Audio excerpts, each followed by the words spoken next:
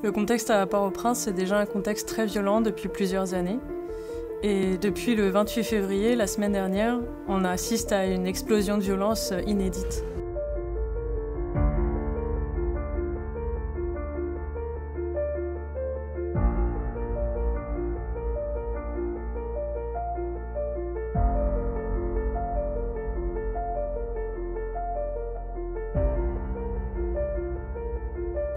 Et donc la première chose que nous avons fait, c'est de nous déployer côté Est, au niveau du centre d'urgence de Turgeot. Malheureusement, ce centre a dû fermer ses portes en décembre dernier, suite à un incident très violent, au cours duquel notre ambulance a été attaquée et le patient qui était transporté à l'intérieur de cette ambulance a été abattu en pleine rue.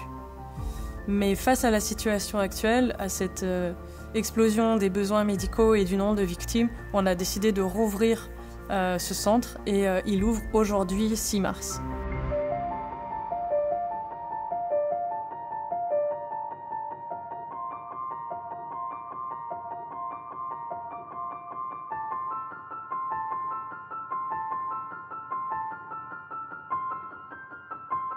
C'était une usine textile qui a dû fermer ses portes en raison du contexte sécuritaire et économique. On a travaillé presque 1 an pour transformer ces hangars en structures hospitalières dotées d'un bloc opératoire, d'un service de soins intensifs, de lits d'hospitalisation, un service d'urgence, une stérilisation, etc., etc.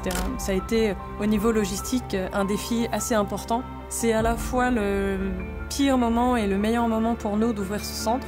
C'est le pire moment parce que c'est extrêmement difficile en termes sécuritaires, c'est très difficile de nous approvisionner.